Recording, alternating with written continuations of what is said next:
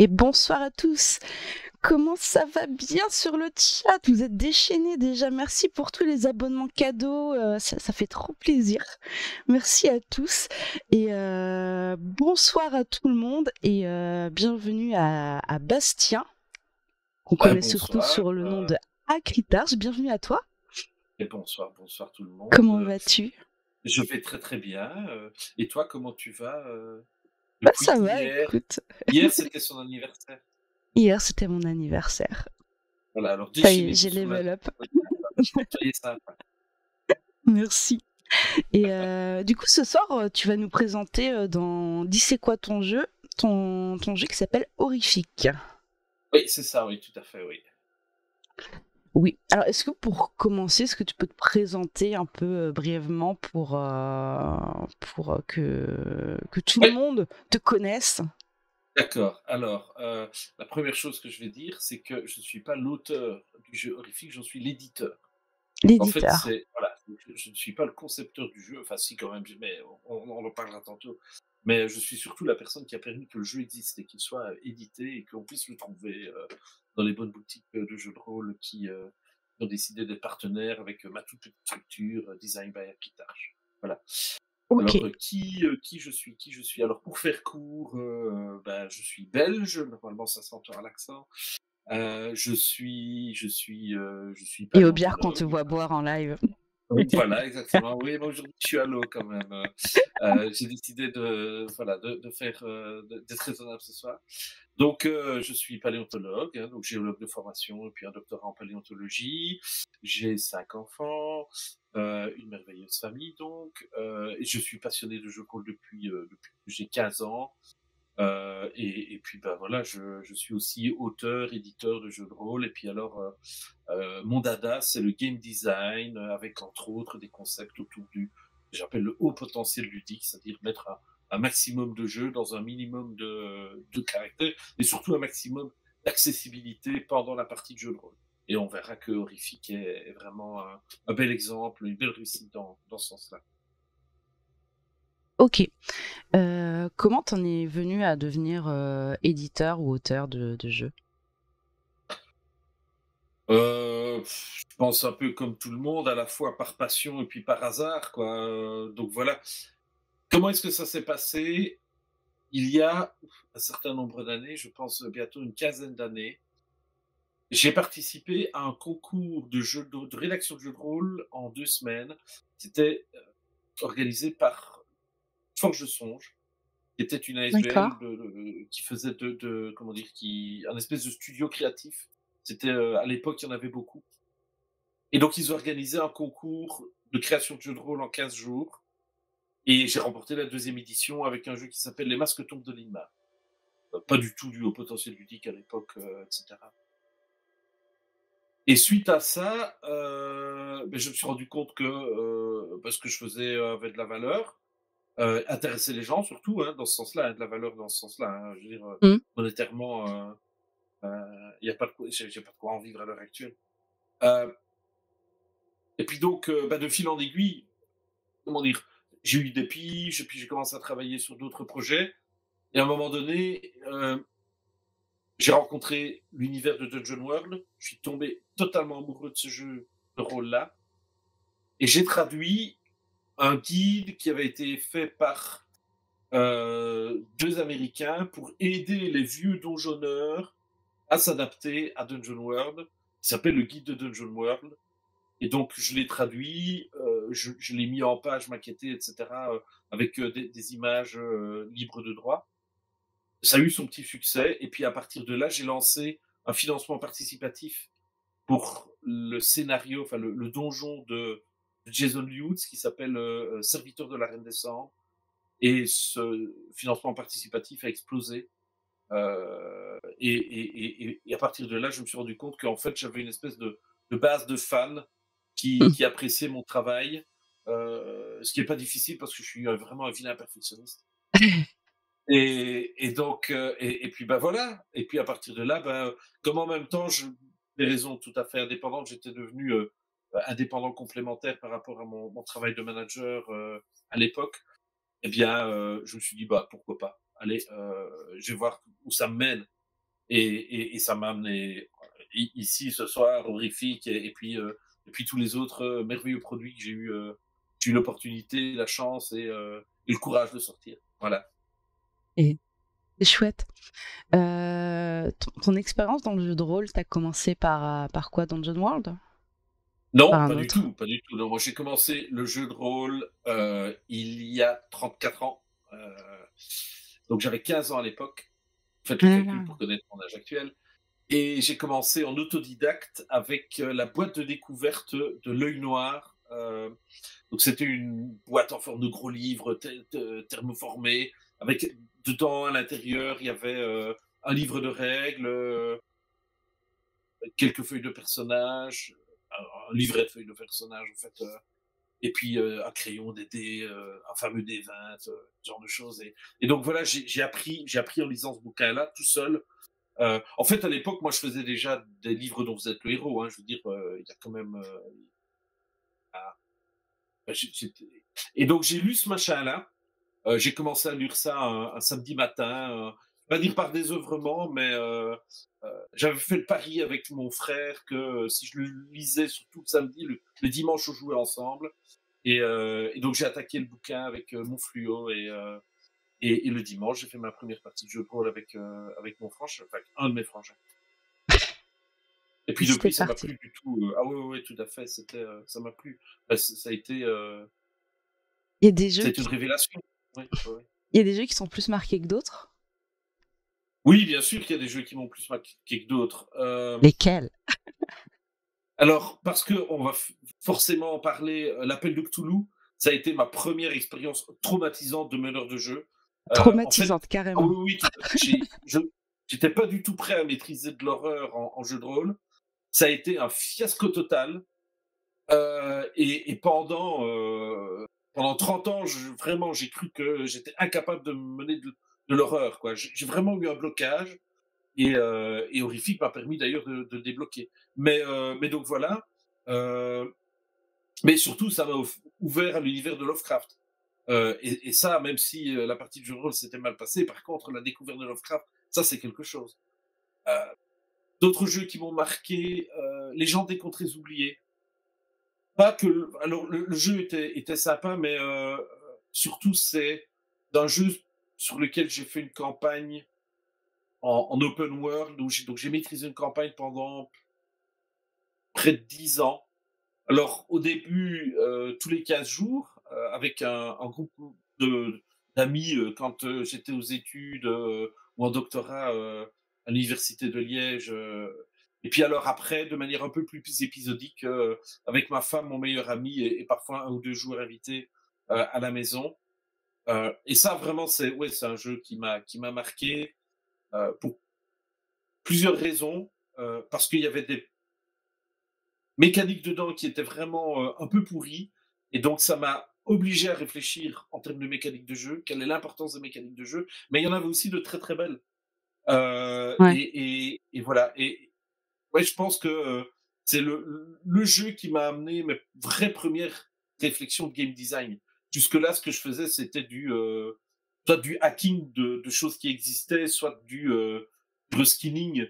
Euh, mais à partir de là, vraiment, je me suis dit: «Ah mais non, il y a vraiment il Un y a une truc. réflexion à avoir par rapport à ce qu'on fait en termes de règles de jeu dans un jeu de rôle».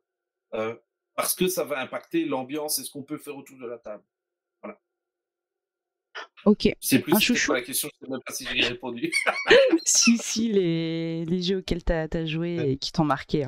Et alors, bah, évidemment, Dungeon World et puis, les PBTA, bien sûr. Mais un autre jeu qui m'a vraiment marqué, c'est Tranchons et Tracons de Kobayashi.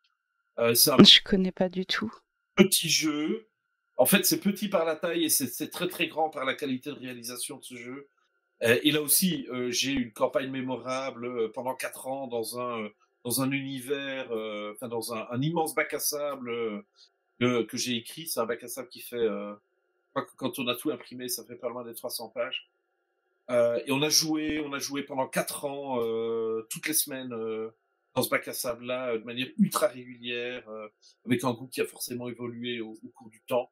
Une très, très, très belle campagne, dont on peut trouver le final quelque part sur ma chaîne YouTube, si on cherche bien.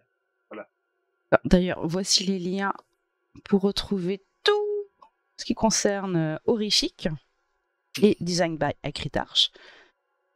Ça fait quelques liens. Voilà. Puis Voilà. alors, c'est pas tout à fait un jeu, mais ça a été très très important dans mon parcours. À un moment donné, il y a eu toute une scène de créateurs de jeux de rôle indés, francophones, anglophones et autres qui se réunissaient sur Google+, avant que Alphabet décide de fermer ce réseau social. Et là, il y avait vraiment une super ambiance, une super émulation. Et je pense que ça a fait vraiment beaucoup par rapport à la manière dont j'appréhende le game design, le jeu de rôle. Et ça m'a vraiment aidé à grandir dans ma pratique et dans mes réflexions sur le jeu de rôle. D'accord. Tout à l'heure, tu as parlé du PBTA. Comment t'es arrivé sur le PBTA? Qu'est-ce qui t'a plu dedans, en fait? Alors, je suis arrivé sur le PBTA par le financement participatif de la boîte rouge de Dungeon World. Donc, c'est la première traduction de Dungeon World en français par 500 nuances de geek. À l'époque, ça s'appelait encore Narrativiste Édition, c'est un détail. Et alors, surtout parce que donc, j'ai vu ce machin-là, et j'ai vu qu'en plus, c'était traduit par un pote, Grégory Pogorzelski, que j'avais connu quand j'étais à l'université de Liège. Et je me suis dit, ah bah tiens, Greg travaille là-dessus, ça doit être bien. Et alors, en même temps, Greg, il avait comment dire, un blog de réflexion autour du jeu de rôle. Et dans un de ses billets de blog qu'il avait écrit pour la sortie du financement participatif, il dépiotait un petit peu Dungeon World. Et je me suis dit, waouh, là, il y a vraiment quelque chose de nouveau et de spécial que j'ai encore jamais vu dans un jeu de rôle. Donc ça m'intéresse. Et donc, c'est comme ça, voilà, j'ai soutenu le projet. Depuis, on m'appelle d'ailleurs le grand prêtre de la boîte rouge. Je suis un grand fan de cette boîte, qui est pleine de matos, super intéressant. Et c'est vrai que je la trimballe partout. Chaque fois que je mène, je ressors ma boîte rouge. Et puis alors, ça m'a amené à m'intéresser à Apocalypse World, Monster Hearts, Monster of the Week et toutes les apocalypseries qui existaient à l'époque. Et voilà. Et maintenant, il en sort tellement que c'est presque difficile de suivre tout ce qui sort. Ah ça. On va passer sur la présentation du jeu. Ouais, ok. Donc, je vais vous passer une petite vidéo, les gens. Donc, on revient tout de suite. Inspiré par les nouvelles de Howard Phillips Lovecraft, Horrific vous plonge directement au cœur d'inquiétants mystères. Pour jouer, aucune préparation n'est nécessaire. Vous n'avez qu'à sortir le matériel de la boîte et poser l'horloge de l'horreur au centre de la table. Cette horloge donne le ton et l'intensité du récit. Grâce à elle, vous vivez à coup sûr une histoire qui va crescendo vers son inéluctable conclusion. Les actions et les cartes étrangetés, ciselées pour instiller l'horreur et approfondir le mystère, vous donnent tous les outils nécessaires pour créer ensemble de terrifiants récits. Les mécaniques simples et accessibles sont au service de l'histoire et soutiennent les propositions des joueurs et des joueuses. Plongez au cœur de l'angoisse. Cultivez l'espoir de vous en sortir, mais embrassez la délivrance offerte par la folie ou la mort. Chaque partie d'Horrific est unique, grâce à l'alchimie entre mystère et cadre, et entre les caractères et occupations qui définissent les personnages. Quel sombre secret se cache derrière ce cas inquiétant? Et quel lien y a-t-il avec les difformités qui affligent les habitants de ce village isolé? Quel pouvoir maudit recèle cette abominable chose? Et pourquoi semble-t-elle réveiller la monstruosité tapie au cœur de cette région reculée? Avec Horrific, revisitez l'horreur originelle selon Lovecraft.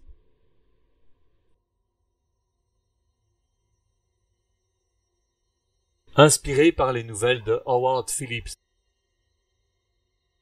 pense que c'est bon, là. Oui, oui. Et voilà, nous sommes de retour. Est-ce que tu peux nous dire de quoi parle ce jeu? Bien, écoute, le teaser vient de le dire, hein, ça parle de l'horreur selon Lovecraft. Donc, Frédéric Guesquière, qu'on entend d'ailleurs dans la vidéo, hein, c'est lui qui parle, il est acteur dans la vraie vie, il Oh, donne des cours d'ailleurs au conservatoire, et à l'école d'acteurs de Liège. Donc, Frédéric Guesquier a pendant longtemps cherché un jeu de rôle qui correspondait à sa façon de jouer. mhm, Et bon, c'est aussi un type, enfin, il adore Lovecraft, et surtout la manière dont cet auteur crée l'horreur dans ses récits. Et donc,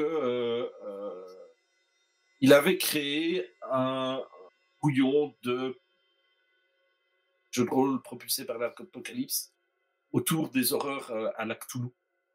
d'accord. Et donc, ça parle de l'horreur selon Lovecraft. On a sorti Cthulhu par la porte, mais il rentre par la fenêtre, tout de même avec ses tentacules. On ne sait jamais l'éviter. Hein, donc, quand on est une monstruosité non euclidienne et qui dépasse l'espace et le temps, forcément que c'est difficile de le cacher. Mais donc en fait, on n'avait pas du tout envie que les gens utilisent. Non, on n'avait pas du tout envie que Horrifique amène les gens à faire des récits autour du mythe de Cthulhu. On trouvait que, surtout Fred, hein, mais on a vraiment trouvé que l'horreur selon Lovecraft, c'était beaucoup plus large que le mythe de Cthulhu. Et donc, on s'est concentré sur comment est-ce que Lovecraft fait pour créer de l'horreur dans ses nouvelles, hors du mythe de Cthulhu. Et à partir de là, en reprenant les tropes, on s'est rendu de ces nouvelles-là, on s'est rendu compte que c'était les mêmes qu'il utilisait dans les nouvelles autour du mythe de Cthulhu.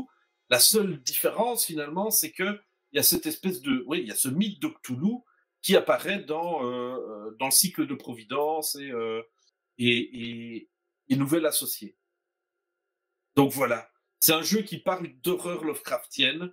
Si vous avez envie de faire du Cthulhu, si vous avez envie d'amener des Migos, des grands anciens, ce que vous voulez, hein, Nyarlathotep, Chumrikurat, allez-y, vous pouvez, mais il y a 2 règles très très importantes dans Horrifique qui fait que même si vous amenez du Cthulhu, ce ne sera pas nécessairement du Cthulhu comme on l'entend dans l'appel du Cthulhu dans certains autres jeux, c'est que, vous n'avez pas le droit de nommer l'horreur. L'horreur, c'est l'innommable. Donc, on ne peut pas nommer l'horreur. Donc, à aucun moment donné, tu vas pouvoir dire il y a une statuette de Cthulhu dans le salon. Ça n'existe pas, ça. Enfin, une statuette d'un monstre? Ouais, oui, voilà, ça, tu peux faire. Tu peux le décrire. Ça, c'est pas un problème. Mais tu ne vas pas pouvoir dire Cthulhu. Et la deuxième chose, c'est que l'innommable est incompréhensible. L'horreur est incompréhensible. C'est l'inconnu, avec un grand I. Et donc, quelle que soit la description que tu fasses, en tant que maître de jeu, en tant qu'obscurité, comme on l'appelle dans Horrifique, quoi que ce soit qu'on amène autour de la table en récit émergent avec les autres joueuses, eh bien, on ne pourra jamais totalement connaître l'inconnu. Et à la fin de la partie, après l'épilogue, il restera du mystère, il restera des choses en suspens, il restera de l'inconnu, il restera des choses qui n'auront pas été élucidées, des choses qui ne seront pas nécessairement comprises. Ah là là. Des trucs très frustrants. Ah mais non, c'est l'horreur. C'est une des définitions importantes de l'horreur. Hein, alors on revient tout le temps avec cette définition que Lovecraft a une fois écrite dans un texte où il décrit comment justement il fait l'horreur et qui dit que il n'y a pas de plus grand sentiment chez l'être humain que la peur, et la peur de l'inconnu est la plus grande de toutes les peurs. Et l'horreur chez Lovecraft va beaucoup plus loin que simplement créer un sentiment de peur et un sentiment d'incompréhension. Ça va vraiment beaucoup plus loin. D'accord. Pourquoi ce thème, il manquait quelque chose dans les jeux de Cthulhu? Pourquoi? Alors, c'était tout à fait l'avis de Frédéric Guesquier, l'auteur de Horrifique, c'est qu'il n'avait jamais trouvé de jeu qui lui allait pour jouer du Cthulhu ou de l'horreur Lovecraftienne. Et il en a testé un sacré paquet. Hein. Je veux dire, Donc, enfin, je pense qu'il, je vais pas dire qu'il les a testés tous parce qu'évidemment, je ne connais pas tout son passé, mais en tout cas, ceux que moi je connais, il les a tous testés. Donc, oui, voilà, il n'avait jamais été totalement satisfait par les jeux qui existaient.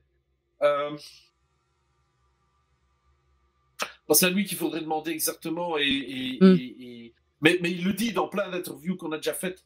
Donc ça, c'était le point de départ. Et alors l'idée aussi, c'était de partir de ce système de jeu, de ce type de système de jeu que sont les jeux propulsés par l'Apocalypse, et qui est un système de jeu qui invite à émuler un genre. Et il se fait qu'il existait déjà, en fait, un jeu propulsé par l'Apocalypse qui prétendait faire du Cthulhu, qui s'appelle Trémulus. Et en fait, autant Fred que moi, on avait été extrêmement frustrés par ce jeu parce que, pour nous, il ne rendait pas les caractéristiques du genre de l'horreur Lovecraftienne ou du genre de l'horreur de type mythe de Cthulhu, qui est ce qu'on appelle l'horreur cosmique. D'accord. Et du coup, Horrifique, comment il se distingue de ce jeu? Qu'est-ce qu'il corrige? Alors là, c'est pas seulement corrigé, c'est, on est quasi reparti d'une page blanche. C'est-à-dire, les actions de base par rapport à Trémulus sont vraiment fort différentes. Dans Trémulus, on a classiquement, comme dans les PBTA, on a des livrets, tandis qu'ici, plus du tout de livrets dans Horrifique. On crée un personnage en associant un caractère et une occupation. Et donc, quelque part, on recrée un livret en associant ces deux choses-là. Mais voilà. Et puis alors, en termes de règles de jeu aussi,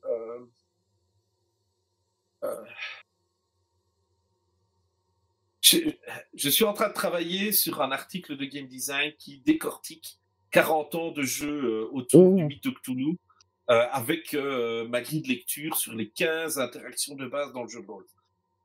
Et donc, il faudra que j'ai terminé tout ce travail pour pouvoir en fait véritablement répondre de manière, valide à ta question. Mais D'être velu. oui, enfin bon, voilà, c'est du game design, c'est de la théorie autour du game design vraiment. Enfin voilà, mais moi j'adore ça. J'ai toujours été un théoricien et donc j'adore me prendre la tête parce que ça m'apprend des tas de choses en fait. Et ça m'aide à améliorer ma pratique. Alors, je ne dis pas nécessairement que les gens arrivent à comprendre ce que je fais, mais parce que je ne suis pas toujours très clair dans mes explications. Et donc, voilà. Mais, et alors, une deuxième chose enfin, deux choses, allez, importantes, tout de même, on en reparlera tantôt, mais je vais les nommer maintenant. Deux choses que Horrifique fait que Trémulus ne faisait pas. Un, c'est l'horloge de l'horreur, qui va déterminer ce qu'on a le droit de dire autour de la table et qui fait que petit à petit, l'horreur qu'on amène autour de la table, elle va petit à petit grandir au fur et à mesure que l'horloge de l'horreur va progresser. Pardon. Et alors la deuxième chose, c'est le point d'angoisse qui, pour les joueuses, permet d'indiquer « Ah tiens, tel élément du récit, je trouve ça intéressant pour le récit horrifique » ou je trouve ça angoissant pour moi en tant qu'être humain ou pour mon personnage. Donc on est à la fois dans du bleed-in et dans du méta-jeu. Et en même temps, ces mêmes points d'angoisse servent à l'obscurité pour donner un tempo au récit et permettre aussi de doser l'horreur dans ce qu'elle propose aux joueurs à travers ses actions d'obscurité. Donc ça, clairement, ça, c'est des choses qu'on n'avait vues nulle part ailleurs, et ce sont des mécaniques qui permettent de mélanger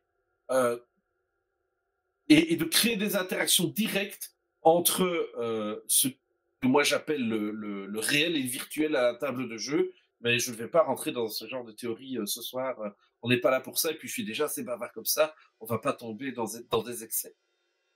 Ah là là. Bah, du coup, on va passer sur l'histoire du jeu. Comment, Fred, on est venu à la création de ce jeu et comment toi, t'en es venu à devoir l'éditer? À devoir. Alors, à faire l'équipe avec lui. Ouais, quand Fred me présente Horrifique, je pense que le jeu a déjà entre 6 mois et 1 an de développement derrière. Et donc, Fred arrive avec un jeu de rôle propulsé par l'Apocalypse, très classique. Il me présente ça lors d'une convention, une petite convention de jeux de rôle à Liège, justement, qui s'appelle Les Aventuriers de la Cité Ardente, et qui a lieu le week-end avant Octogone. Autant dire que fin septembre, début octobre, je suis fort occupé. Et donc il me montre son premier proto aux Aventuriers de la Cité Ardente. Et donc là, il me montre un jeu propulsé par l'Apocalypse très classique, avec des livrets de personnages, avec des caractéristiques aux personnages, avec ce qu'on appelait à l'époque des dungeon starters, c'est-à-dire des espèces de micro-aventures avec un peu des tables aléatoires et des listes d'inspiration dedans, etc. Et alors, il y a déjà, il y a déjà 2 choses qui sont fondamentales par rapport à Horrifique. Il y a déjà l'horloge de l'horreur. Et la deuxième chose, c'est qu'il y a déjà les cartes étrangeté. Et ces 2 éléments-là me font dire, oula, attends, là, il tient quelque chose par rapport au mythe de Cthulhu. Je lui dis, mais écoute, allez, par rapport au mythe de Cthulhu en jeu de rôle et en PBTA, on est déjà d'accord à l'époque pour dire qu'on est déçu par Trémulus. Et donc, on décide de faire une partie de jeu de rôle. Et donc, je vais une fois chez lui, et on est 3 autour de la table. Et en rentrant chez moi, après cette partie de jeu de rôle, je lui envoie un mail ou un SMS, je pense que c'est un mail, dans lequel je lui dis, écoute, voilà, si t'es partant, moi je suis prêt à éditer ce jeu-là. Bien. Et bien 4 ans plus tard, voilà, il est sorti. Voilà. C'est en 2019, ça? Donc on était en 2019, ouais, c'est ça, ouais, tout à fait. Et on avait retrouvé la date quelque part. Je l'ai plus là sous les yeux, mais enfin voilà, on avait retrouvé l'anniversaire de ce fameux mail qui a tout déclenché, voilà. À encadrer. Ouais, tout à ouais, c'est émouvant 4 ans plus tard de retrouver ce genre de document et de se dire ah ouais, ça c'est un petit bout d'histoire quoi. Notre histoire à nous, on n'est pas avec l'histoire en grand H, mais ouais, c'est sympa. J'en ai un petit bout d'histoire aussi parce qu'en fait, je l'ai playtesté moi en juin 2020. Ah, ok. Et on a ouvert un petit serveur Discord où on était juste les joueurs dessus et il est toujours là. D'accord, ok. En juin 2020. Ah ben voilà. Ah ben c'était une vieille version du jeu alors. Hein. Oui, mais c'est pour ça que j'ai hâte de pouvoir rejouer parce que bon, il y avait des petits trucs qui perso m'avaient un peu pas frustré, mais où j'étais un peu mitigée, on va dire. Donc j'ai hâte. Voilà. Donc combien de temps il a fallu pour l'écrire? Ça fait 4 ans. Bah écoute, si tu comptes, allez, on va dire l'année que Fred avait travaillé dessus avant de me le montrer, et puis les 4 ans en plus, bah, il a fallu 5 ans, quoi. Voilà. Et il y a 2 choses, en fait. C'est que Fred et moi, on est tous les 2 des vilains perfectionnistes. Et on est aussi des bosseurs. Hein. Je peux te dire que là, depuis, en tout cas, certainement ces 2 dernières années et demie, on s'est vu 1 ou 2 fois par mois, une demi-journée complète de travail ensemble sur Horrifique, chez lui, parfois chez moi, et sans compter le travail intermédiaire parce qu'on se fixait chaque fois des choses à faire une fois l'autre. Donc c'est vraiment c'est du gros travail quoi qu'on a réalisé sur ce jeu-là. Ben voilà, je pense que le résultat parle de lui-même. Est-ce que vous auriez pu passer moins de temps si vous étiez moins perfectionniste ou c'était vraiment nécessaire?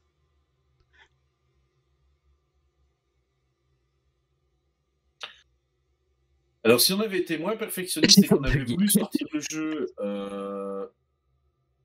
tel qu'il existait en 2019, on aurait pu le sortir en 6 mois, 1 an.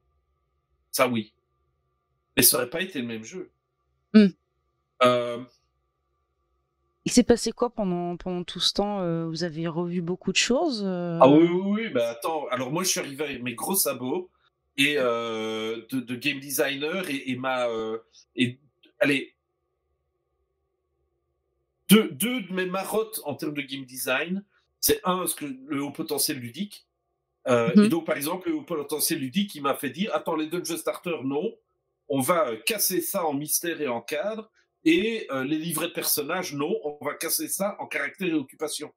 C'était déjà dans son matériau de base, hein, attention, hein, je veux dire, moi la seule chose que j'ai faite, c'est de dire, ouais, mais attends, regarde là, t'as des bonnes idées, mais Ça va elles pas sont au mal bout. exploitées. Voilà. Et puis alors surtout, euh, en faisant ça, puisqu'on a 9 caractères et 9 occupations pour les personnages, ben on a potentiellement 80 types de personnages différents. On a 80 livrets, quelque part, possibles dans Énorme. Horrific, alors qu'à la base, Fred en avait 8, 7 ou 8, je crois. Il faudrait aller revoir les vieilles archives où il a encore tout ça. Et même chose pour les mystères. Enfin, il avait, je pense qu'il avait 5 Dungeon Starters à la base. Et là, on a 6 mystères, 6 cadres que tu mélanges. Et donc là aussi, de nouveau, ça te fait à peu près 36 possibilités. Ah là là, tant de Donc, choses. donc ça, c'est la première chose avec laquelle je suis arrivé. Sans compter que, donc là je parle en termes simplement de potentiel de jeu. Mmh. Mais je suis aussi, comment dire, le haut potentiel ludique, c'est aussi une manière de rédiger les choses.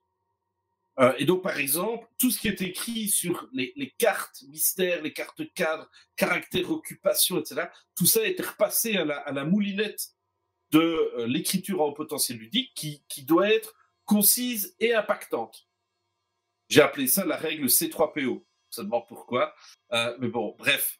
Donc, donc voilà. Donc, il y a eu tout un travail de réécriture et par rapport à ce qui existait. Et puis alors, il y a eu aussi le jeu a mûri dans, dans la tête de Fred. Et par exemple, à un moment donné, après avoir joué à Libreté, Fred est arrivé avec cette idée de point d'angoisse, qui à ce moment-là, comme les points de Bill Noir dans Libreté, s'additionnaient à des caractéristiques, puisque à ce moment-là, les personnages de Horrific avaient encore des caractéristiques, mais alors, bon, ça foutait un peu le bordel au niveau des statistiques du jeu, etc. Donc là aussi, là, mon côté scientifique, statisticien, probabiliste, venu, je fous la merde dans tout.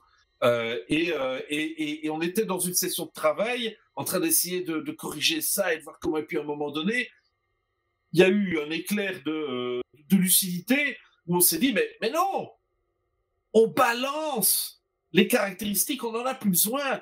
Les bonus, on va aller les chercher dans les points d'angoisse. Et ça a complètement changé le jeu, l'expérience de jeu.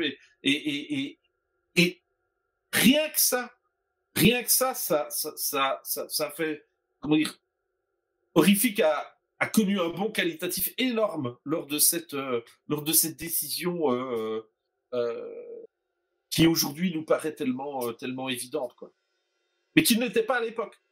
Ça a été des heures de discussion, mais quand on discutait sur ce genre de choix stratégique avec Fred, je peux te dire que c'était pas des petites discussions, quoi. Est-ce que vous avez eu un peu de mal à prendre du recul sur tout ça, des fois? Oui, parfois, heureusement qu'on a des vies, qu'on a du boulot, qu'on a des familles, et que celles-ci viennent perturber notre calendrier de travail et nous forcer à prendre du recul sur ce qu'on sait. Oui, tout à fait. Mais c'est totalement nécessaire dans Mmh. une démarche créative. Parce Enfin, que moi, j'en suis sinon, persuadé. les œillères, quoi.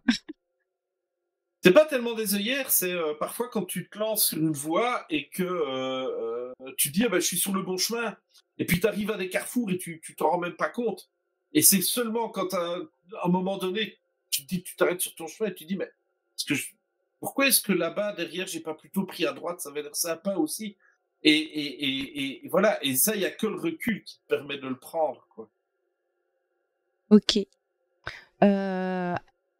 y avait qui d'autre sur ce projet? Alors, Il y on a avait eu. illustration. Alors oui, c'est ça. Donc aux illustrations, Lecture. on a eu Michel Di Nuzio qui a fait les D'accord. illustrations, celles qu'on a vues principalement dans le teaser.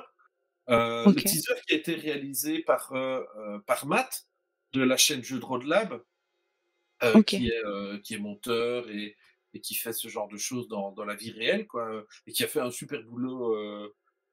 Enfin, moi, je suis vraiment fan de ce qu'il a fait.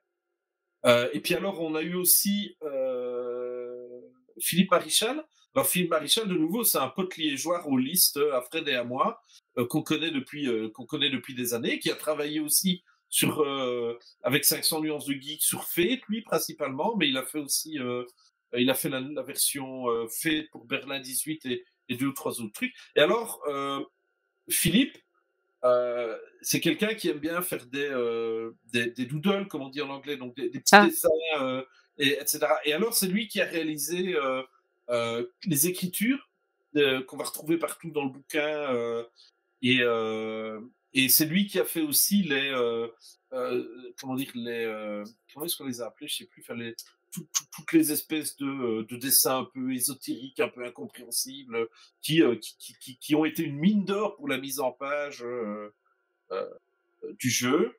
Alors à côté de ça, on a eu toute une communauté sur Discord assez rapidement ultra féconde, dont des gens qui se sont vraiment impliqués dans le jeu. Et malheureusement, je suis désolé, j'ai pas la mémoire des noms. Donc je vais pas commencer à citer des personnes parce que je sais que je vais en oublier. Et ça, j'ai pas envie. Donc mais voilà, il y a plein de gens. Une communauté au global vraiment fantastique. Et entre autres, il y a 3 personnes qui ont écrit les fragments. Donc on a, dans le livre de règles, on a des histoires sous la forme de fragments et qui sont des histoires un petit peu, typiques de ce qu'on peut faire avec Horrifique, tant en termes de cadre, de mystère, d'occupation et de caractère avec le personnage, etc. Alors bon, oui, on a eu des gens qui ont relu évidemment le livret, et puis voilà. Et puis alors, je tiens aussi à remercier 4V Games qui est l'imprimeur. Donc ce sont des Lituaniens qui ont fait du super bon boulot. Et quand il y a eu un problème avec la première impression des horloges de l'horreur, le carton de base des horloges de l'horreur, le premier lot le carton était de mauvaise qualité. Et on était en pleine crise d'augmentation des prix de la matière première à ce moment-là. Et donc j'ai dit, écoutez, ça va pas, quoi, parce que ce carton, dès qu'il va prendre un peu l'humidité, il va commencer à s'effilocher, à partir en lambeaux. Et donc j'ai dit, il faut réimprimer, quoi. Et ils n'ont pas tergiversé. Ils ont réimprimé. Et là, maintenant, on a un carton de très grande qualité, ce qui veut dire qu'ils ont aussi pas mal rogné sur leur marge bénéficiaire. Et donc, vraiment, un très, très bon partenaire. Et s'il y a des éditeurs qui nous écoutent ou qui passent par là, franchement, n'hésitez pas à prendre langue avec eux. Ils font du bon boulot, ils sont très sérieux. Et je vous file leur adresse quand vous voulez. J'ai vraiment été très très satisfait de leur travail. Au départ, je voulais travailler avec un imprimeur belge, mais justement avec la hausse des prix, l'inflation plus la hausse des matières premières et de l'énergie, c'est compliqué. Hein. En fait, le projet n'était simplement plus rentable du tout. Déjà comme ça, il va falloir que j'en beaucoup d'horrifiques pour rentrer dans mon investissement. Mais là, c'était juste plus possible. Donc, j'ai dit à Zoo Games, l'imprimeur belge, je lui ai dit que je suis désolé, mais si tu peux pas revoir ton prix à la baisse, et je peux comprendre que pour toi, ce soit pas possible. Je dis, mais moi, je peux pas éditer comme ça, je vais devoir aller voir ailleurs. Et donc, il m'a dit, bah oui, je comprends. Et donc, voilà. Bon, ça, c'est les aléas. Un des aléas des financements participatifs. Il y a Mattel qui dit sur le chat, est-ce qu'on peut dire que votre imprimeur a fait un carton? Voilà, je fais la blague très drôle. Ouais, tout à fait. Ok. Quelles sont les principales difficultés rencontrées lors de la création du jeu? Est-ce qu'il y en a eu d'autres que justement l'inflation ou c'était vraiment le plus épineux?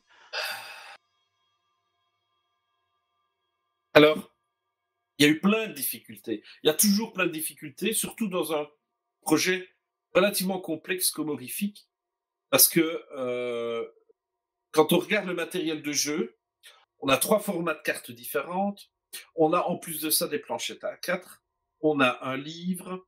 On a un écran en carton super solide, 3 volets. Donc, on a un matériel qui est relativement complexe. Et il faut arriver à gérer tout ça.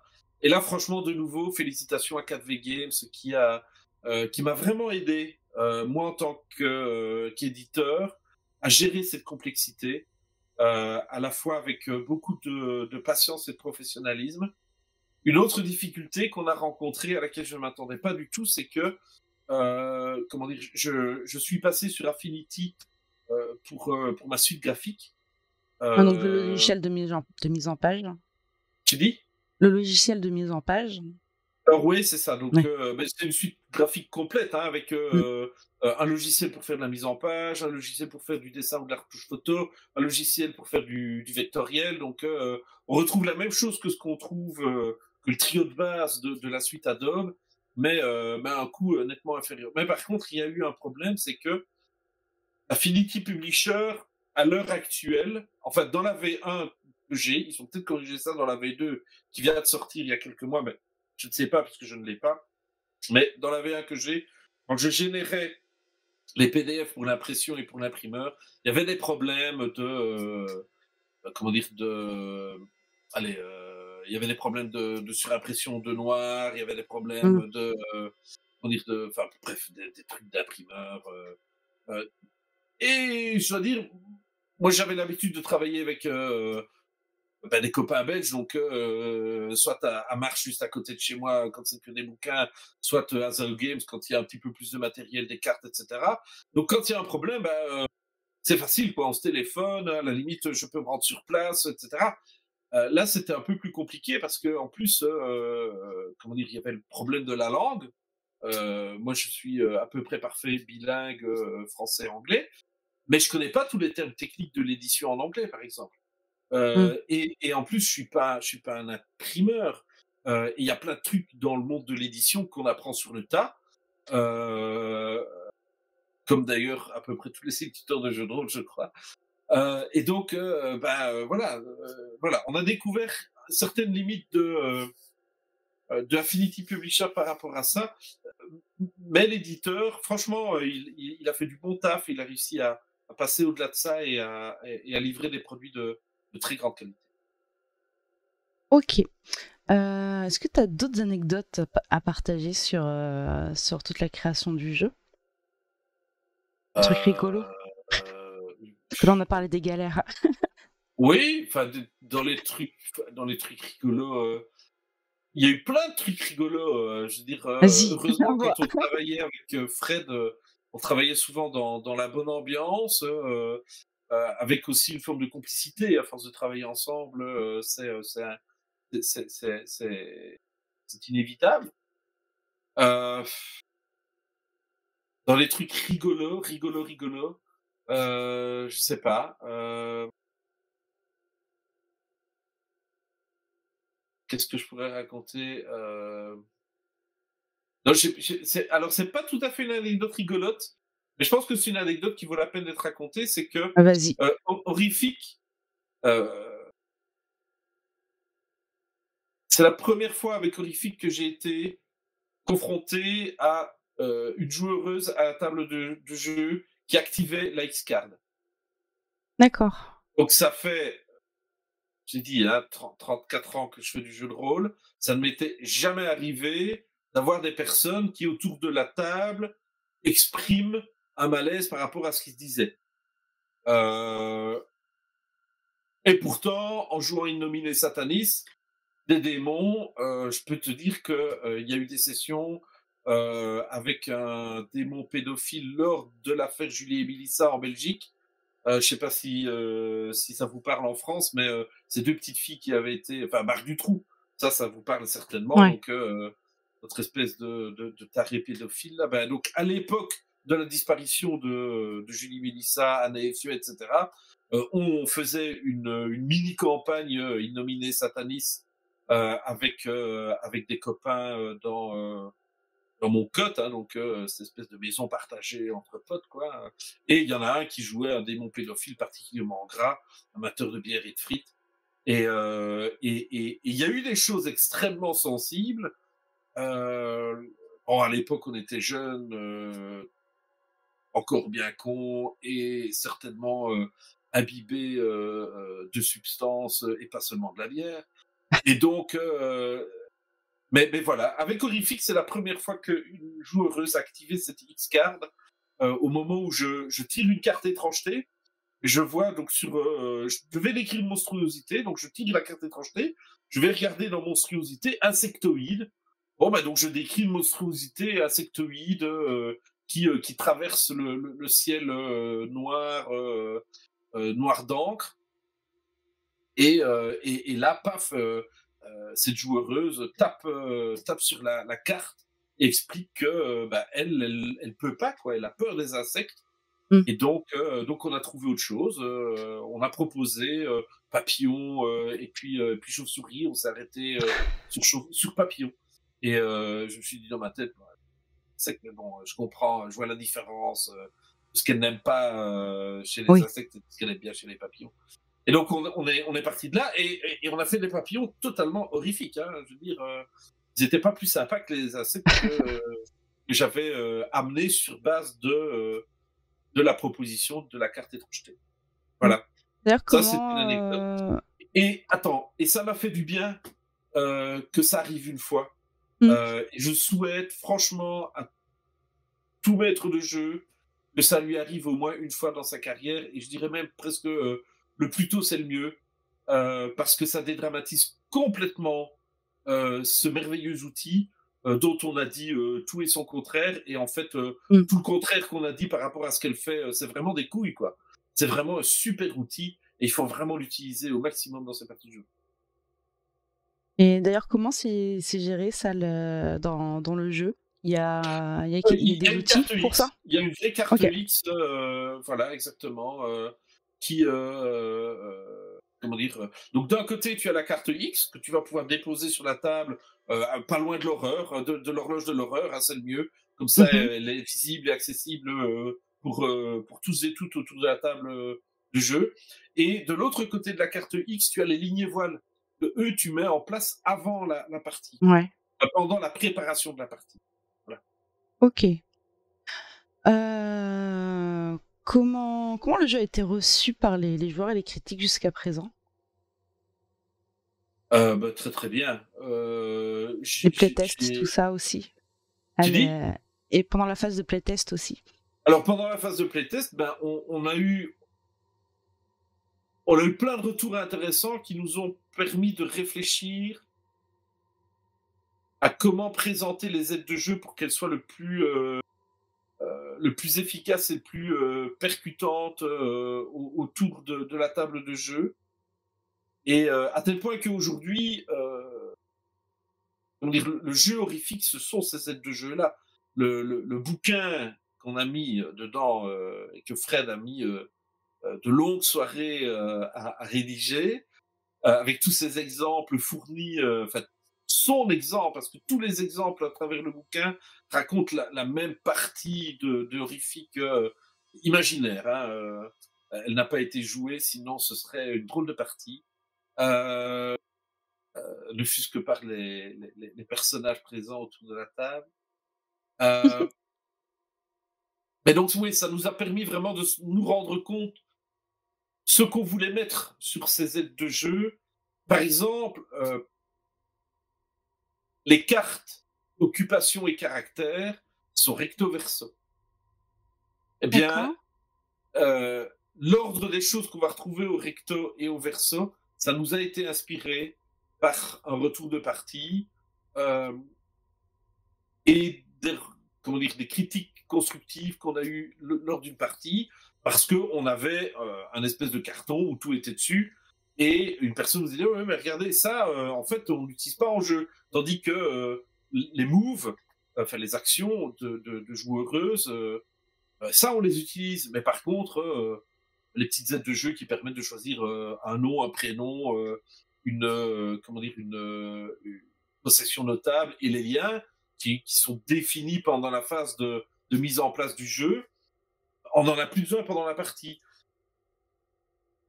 Et donc, ça nous a fait réfléchir avec Fred. On s'est dit, ah ben non, ce dont on a besoin, on le met d'un côté, ce dont on a besoin, enfin, pendant la partie, on le met d'un côté, ce dont on a besoin pendant la partie de mise en place de la partie, on le met de l'autre côté. Et on a fait pareil après pour les cadres et les mystères. Et en fait, on a réfléchi comme ça toutes nos aides de jeu en se disant, ah ben tiens, on a un recto, un verso, le recto pour la préparation, le verso pour quand on joue. Et ça a permis vraiment de changer pas mal l'ergonomie de certaines, on dirait de certaines aides de jeu. Voilà.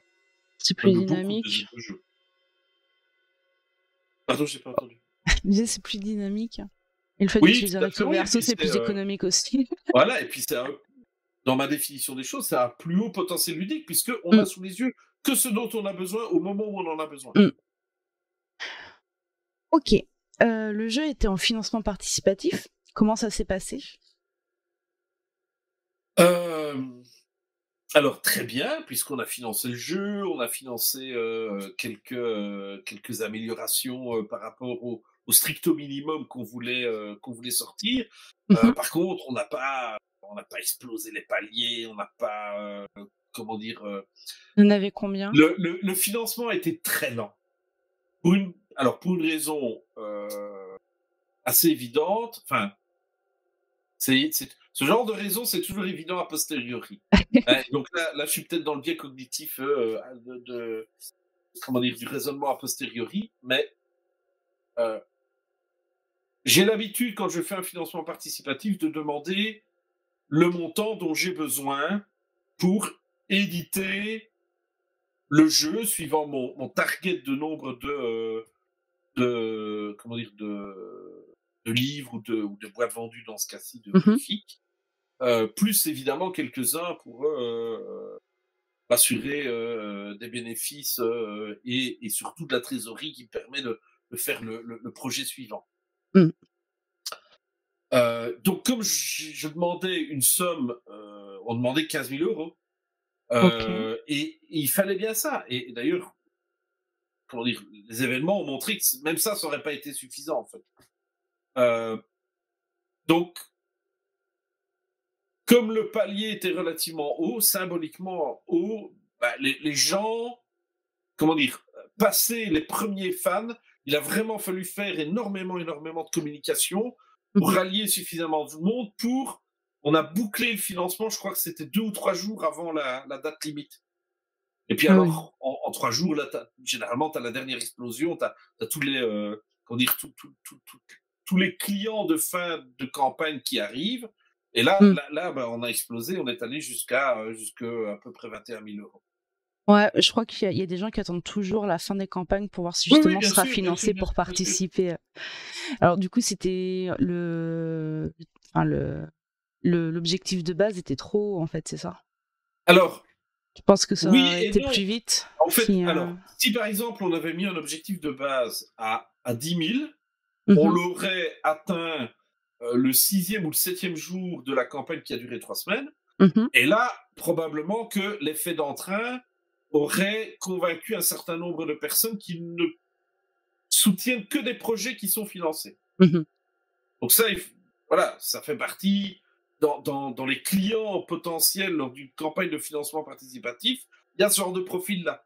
Les clients qui n'achètent que quand le jeu est financé, et il y a même des clients qui n'achètent que si le jeu est financé en moins de 48 heures. Et c'est pour ça que tu vas voir des tas de jeux.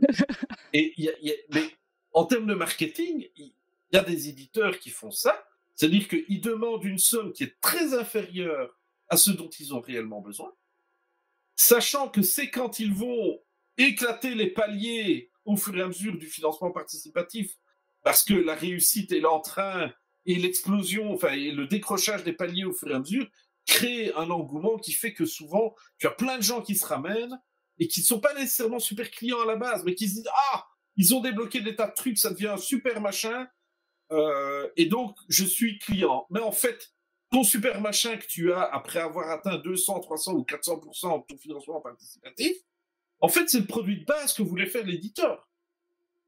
Mais il a commencé à 8 000 au lieu de commencer à 15 000. Et 6 paliers plus tard, il est enfin à 15 000 et il a le produit qu'il voulait vendre. Mais au lieu d'avoir mis comme moi, je suis trop bête, c'est pas tout à fait ça. Enfin, j'ai pas cette, comment dire, j'ai pas cet état d'esprit-là. Cette vision marketing, voilà, c'est ça. Je ne l'ai pas eu pour Horrifique. Peut-être que je l'aurai pour un prochain projet, je sais pas, je verrai bien. C'est pas dans mes faut tenter des choses. C'est pas comme ça. Bref. Enfin, voilà, tu vois, donc on a eu un très très long plateau, une traversée du désert, mais chaque fois qu'on avait des interviews, chaque fois qu'on avait une vidéo, chaque fois qu'on avait quelqu'un qui faisait une présentation, etc., on regrappillait quelques gens, quoi. Donc on a monté petit à petit et on a fait un bon financement participatif. Hein. Je ne veux pas du tout plaindre. Mais je pense que si j'avais adopté une stratégie marketing un petit peu plus agressive, on aurait pété encore plus de paliers. Waouh. Du coup, qu'est-ce qui a été débloqué? Oh, je ne saurais plus te dire, mais alors, on a débloqué l'écran, on a débloqué autre temps, on a débloqué les portraits, on a débloqué le dé et le marqueur effaçable, on a débloqué quoi encore? Je pense que c'est déjà pas mal. C'est déjà pas mal, non, oui. J'ai dû encore oublier 2 ou 3 autres trucs. Mais... Ah oui, on a débloqué des modes de jeu différents, tous obscurité, jouer en solo, etc. Voilà. D'accord. On a débloqué ce genre de choses qui forment un chapitre complémentaire dans le livret de jeu. Voilà. Ok. Ben, à voir les prochains alors. Ouais. On va passer sur la partie plus technique. Comment on joue? Donc, est-ce que tu peux nous expliquer le système de jeu? Pour tous ceux qui ne connaissent pas encore le PBTA. Oui, ok. Alors, donc, pour ceux qui ne connaissent pas du tout les jeux propulsés par l'Apocalypse, la première chose à savoir, c'est que ce sont des jeux à création émergente. C'est-à-dire que il n'y a pas un énorme background de 300 pages dans lequel on va aller piocher des trucs qu'on aime bien et aller faire sa popote dans un coin du monde ou de l'univers qu'on aime bien. Ici, non. Tout ce qui est créé en termes de background, en termes de contexte, est amené par des questions que l'obscurité pose aux joueuses. Et donc, quand on choisit, par exemple, au départ, la première phase du jeu, donc une partie d'horrifique, j'ai essayé d'attendre. Voilà. Une partie d'horrifique, elle dure à peu près 4 heures. Grosso modo, la première heure de jeu, c'est la mise en place. Pendant cette mise en place, les joueuses, autour de la table, avec l'obscurité, vont choisir un mystère, vont y associer un cadre, répondre aux questions des uns et des autres, et c'est ça qui va tresser les éléments particuliers de l'histoire qui va être racontée, de l'histoire horrifique qui va être racontée. Donc, chaque mystère, chaque cadre a des questions chargées, orientées, pour amener de l'horreur, pour amener de l'étrangeté, pour amener de l'inconnu. Ça, c'est la première phase de création. Deuxième phase de création, ça va être la création des personnages, où là, on va associer une occupation, un cadre, pour créer le, entre guillemets, livret de personnages qu'on retrouve habituellement dans un PBTA, mais ici, c'est une occupation qui va déterminer ce que c'est faire enfin, quelle est l'utilité sociale du personnage, de joueuse, et va lui donner 2 actions typiques à utiliser en jeu. Sachant que dans les PBTA, tous tournent autour des actions de base des joueuses qui sont toutes orientées pour être dans le canon esthétique du genre qu'on émule. Par exemple, dans Horrifique, il n'y a pas d'action qui permet de péter la gueule à quelqu'un. Il y a une action qui permet de prendre un risque, mais que vous essayez de sauter au-dessus d'une falaise, de passer devant le tram ou de mettre votre poing dans la figure d'un cultiste, c'est cette même action. Il n'y a pas une action spéciale de dire je veux me battre, quoi. Ça n'existe pas. C'est pas dans le canon esthétique. D'accord? Dans le canon esthétique, par contre, il y a prendre un risque physique. Ça existe dans le canon esthétique de Lovecraft. Ce qui existe aussi dans le canon esthétique de Lovecraft, par exemple, c'est fuir une menace. Ça, c'est quelque chose qu'on va retrouver dans énormément de nouvelles de Lovecraft. Donc, on a une action de base qui sert à ça. D'accord? Par rapport à l'occupation, vous allez aussi choisir, chaque joueuse va choisir une possession particulière de son personnage de joueuse. Cette possession, elle va influencer l'histoire. Parce qu'elles sont aussi de nouveau dans le canon Lovecraftien, dans le canon horrifique, elles amènent de l'histoire en elle-même. Ça peut être plus même juste un souvenir et pas quelque chose qui sera forcément utile dans la partie. Oui, tout à fait, tout à fait. Attends, je vais t'en trouver une. Attends. Je reprenne mon print and play. Boom. C'est celle-là. Bam, bam, bam, bam, bam. Donc, si on prend une occupation, par exemple, tu as un type de... Donc, une occupation qui est dilettante. Donc, c'est un riche héritier ou une riche héritière, un dandy, ce genre de choses. Et bien, les possessions notables, c'est un étrange bijou familial, un objet hors de prix ou des stupéfiants. Et on voit tout de suite en quoi ça va orienter l'histoire pour ce personnage-là. Suivant qu'on prenne un de ces trois objets, c'est pas du tout le même genre de dilettante qu'on a déjà commencé à dépeindre en creux. Les caractères, eux, ils ont une action et un revers. Un revers, c'est une espèce d'anti-action que l'obscurité va, elle, activer pendant la partie de manière à mettre ce personnage de joueuse-là dans la mouise. C'est aussi un guide de roleplay pour la joueuse parce que ça indique pour quelles raisons ce type de personnage, ce type de caractère va systématiquement plonger vers l'horreur et faire des conneries. C'est ça qui explique, par exemple, pourquoi ce personnage de joueuse-là va aller toute seule dans la cave, là où on sait qu'il y a un gros monstre et des choses pas complètement craignos qui se passent. Bien, le revers, c'est ça que ça explique, quoi. Et donc, ça peut être activé par l'obscurité. Ben, la joueuse peut très bien décider de le jouer pendant la partie sans qu'il n'y ait d'effet mécanique, quoi. Mais l'obscurité, elle possède une action d'obscurité qui est activer le revers d'un PJ. Et donc, à ce moment-là, paf, on l'active. D'accord. Donc, cette première phase de création se termine par le prologue, où là, on va poser des questions qui dépendent du mystère et du cadre, et des caractères et occupations qui sont autour de la table. Et ça, c'est ce qui va faire que chaque partie de Horrifique va non seulement être tout à fait originale, mais en plus de ça, elle sera dédiée au PJ qu'on a autour de la table.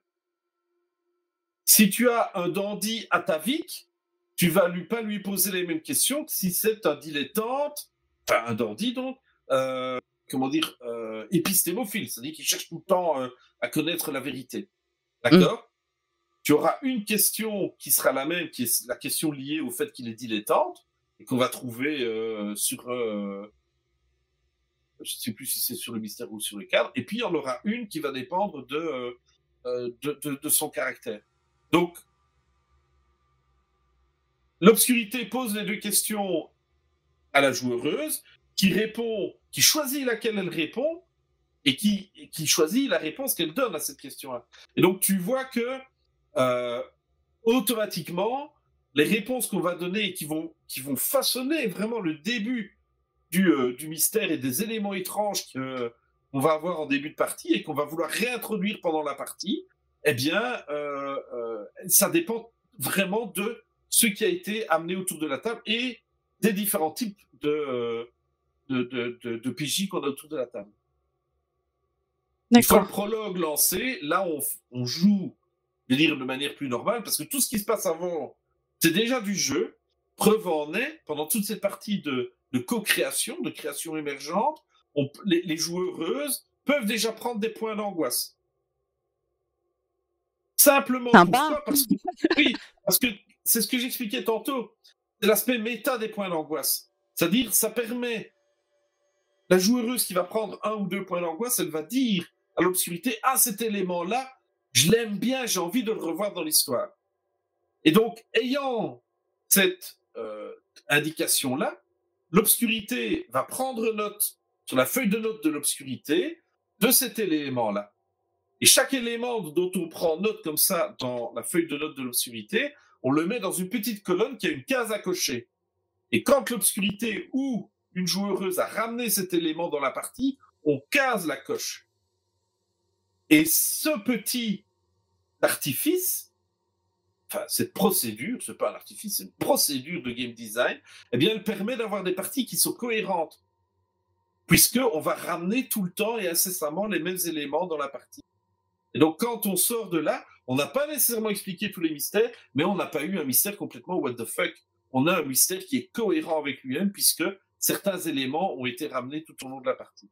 Puis alors, à partir de ce moment-là, on va vraiment, à partir du moment où le prologue est terminé, on lance la première scène, et à ce moment-là, là, on est sur, on va dire, un fonctionnement plus classique pour le PBTA, avec les joueuses qui décrivent ce que font leurs PJ, l'obscurité qui réagit par rapport à ça, soit en demandant aux joueuses de faire des actions des actions de base, de PJ, des actions de caractère, des actions d'occupation, soit si jamais ce qui est raconté de la table crée une opportunité en or, elle-même faire des actions d'obscurité. Ou alors faire des actions d'obscurité suite à des lancers de dés. On lance les dés de manière très classique dans les PBTA, c'est 2d6, sauf qu'au lieu d'ajouter une caractéristique, puisqu'il n'y en a plus, on peut miser des points d'angoisse. On dépense des points d'angoisse pour augmenter, pour donner un bonus de plus 1 à plus 3 sur le jet de dés.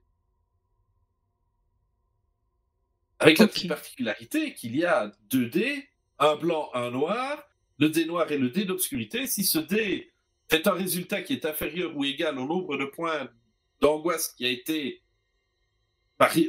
misé par le PJ, alors, comme on dit par chez moi, il y a une sacco qui ne va pas, il y a un truc qui se passe mal pour le PJ. Et donc, ces actions, vont permettre de faire bouger l'histoire. On ne teste pas, on ne lance pas les dés pour savoir si on réussit ou si on rate. Dans le PBTA, on lance les dés pour savoir comment évolue le récit. De manière favorable, de manière mitigée ou de manière défavorable pour les PJ.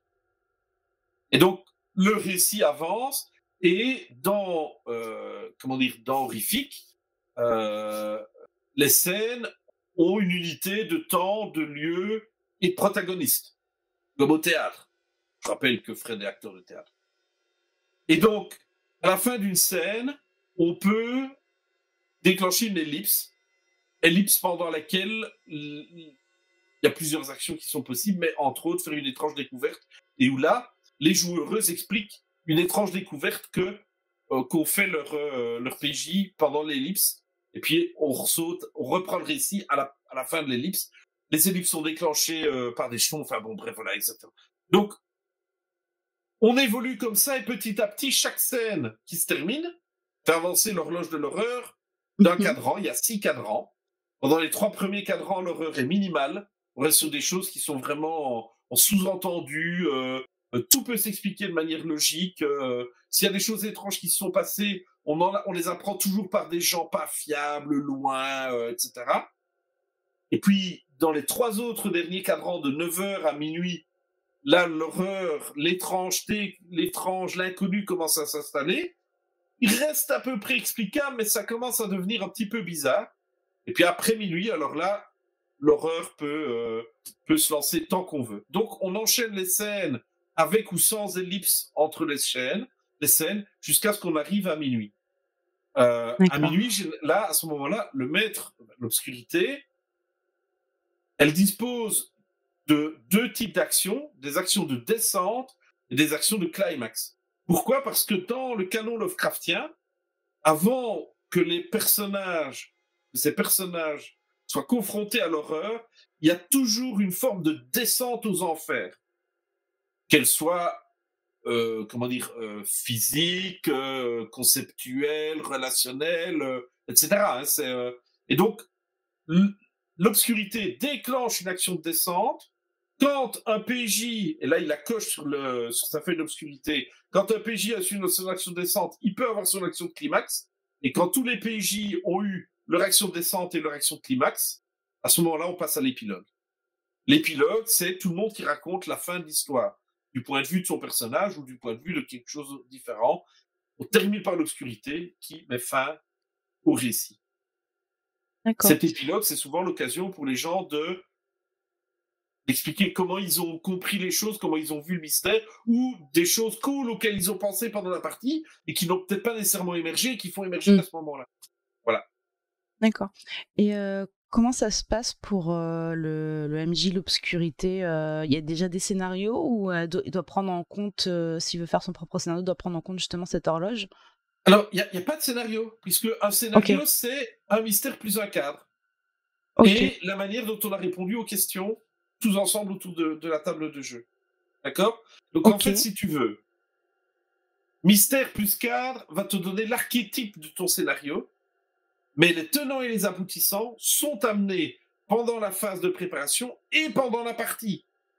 Et donc, pendant toute la partie, l'obscurité, grosso modo, allez, en dehors de la gestion habituelle des PJ, des lieux, etc., l'obscurité, elle prend note des éléments de l'horreur, des éléments, des étrangetés qui surgissent pendant le récit, de manière à pouvoir les réintroduire, et elle peut prendre note aussi d'hypothèses. Hypothèses qui doivent toujours être formulées sous la forme de questions. C'est-à-dire qu'à un moment donné, quand il y a 2 ou 3 étrangetés, etc., qui ont l'air de se mettre ensemble, elle peut écrire une hypothèse. Ça lui permet à elle, en tant qu'obscurité, de se dire « Ah ben tiens, là j'avais vu ce qui me semblait être un fil conducteur, je me suis posé une question, est-ce qu'on y répond ?» Ce qui permet de mettre en fait un enjeu en termes de technique narrative. D'accord. Ce qui est important, c'est de le mettre sous la forme de question. Pourquoi sous la forme de question ? De manière à ne pas figer la chose, de manière à ce que l'obscurité ne crée pas quelque part un élément figé qui pourrait être contredit par après. D'accord ? Voilà. Donc en fait, et c'est ça qui est souvent difficile pour l'obscurité lors d'une première partie de Horrifique, c'est d'arriver à maîtriser, à gérer un peu cette... bonsoir le chat. Gérer cette prise de notes et qui permet d'amener de la cohérence et qui permet d'amener des enjeux intéressants pendant la partie. Voilà. Ok. Et tu as parlé un peu justement des personnages tout à l'heure et de toutes les possibilités. Tu peux nous rappeler toutes les possibilités de personnages qui sont possibles? Tout au nombre de mémoire. Attends, je reprends les cartes, ce sera plus facile. Je vais les avoir là. Attends. Je crois que tu avais parlé de genre 80 quelque chose. Alors donc il y a 9. Attends, c'est 9 ou 6, je ne sais plus.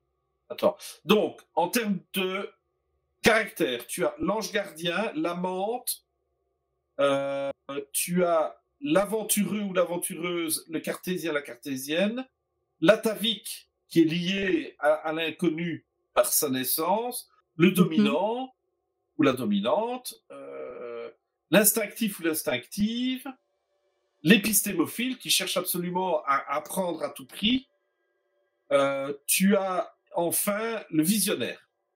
Et puis en termes d'occupation, tu as collectionneur ou collectionneuse, aliéniste, écrivain, écrivaine, artiste ou érudit, érudite, enquêteur, enquêtrice, dilettante, médecin et religieux, religieuse. Voilà. Ok. Ça permet Le de faire PDF, des combos j'ai plutôt ouvert. chapa. Tu dis? Ça permet de faire des concepts plutôt sympas. Oui, oui, tout à fait, tout à fait, tout à fait. Ok. Est-ce que en fait ce jeu, ça t'a permis de découvrir des choses étonnantes pendant les parties ou Alors, oui, toujours.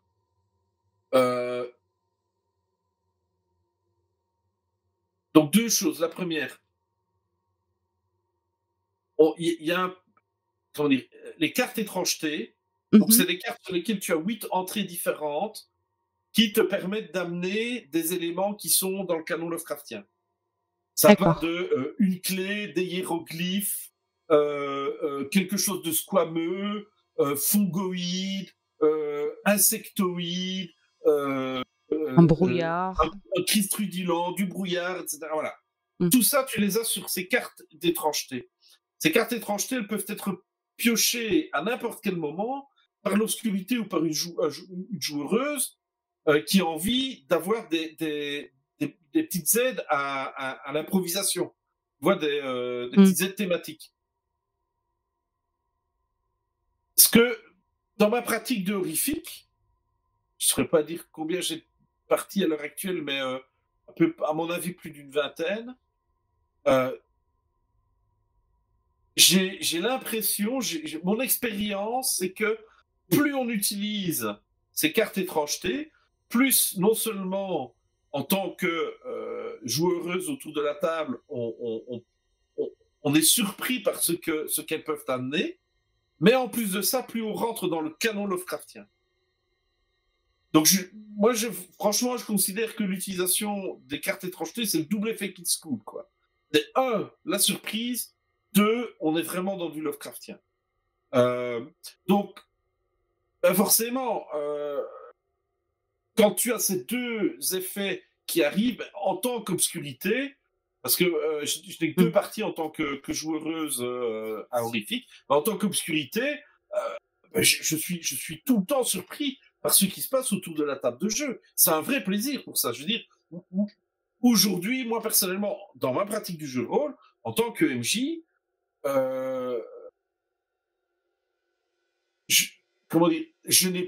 j'ai beaucoup moins de plaisir à mener des jeux de rôle avec un scénario scripté et pour lequel moi j'ai plus l'effet de surprise, quoi. Ce qui se passe dans le scénario. Tandis que là, avec les modèles émergents qu'on va trouver dans les propulsés par l'apocalypse, dans les Forged in the Dark et autres, les descendants de Brindlewood Bay, je ne sais plus comment c'est. Enfin, bon, bref, là, la surprise, elle est tout le temps là. En tant que MJ, je suis surpris par ce qui se passe autour de la table de jeu et je prends un pied extraordinaire. Évidemment, voilà, comment dire, c'est moins évident d'amener des choses très profondes, sauf si, dans tes hypothèses, tu marques des enjeux forts. Et ça, comment dire, c'est un travail d'obscurité à horrifique, mais qu'on peut transposer dans d'autres jeux de rôle propulsés par l'Apocalypse, Forged in the Dark et consorts. Autres jeux de rôle à jeux émergents, et qui permettent d'amener justement des choses fortes dans la partie. Parce que si tu poses ton enjeu sous la forme d'une question, mais une question qui est orientée, qui est chargée, alors, tout en te laissant la surprise, tu sais que tu vas orienter le récit vers quelque chose de cool.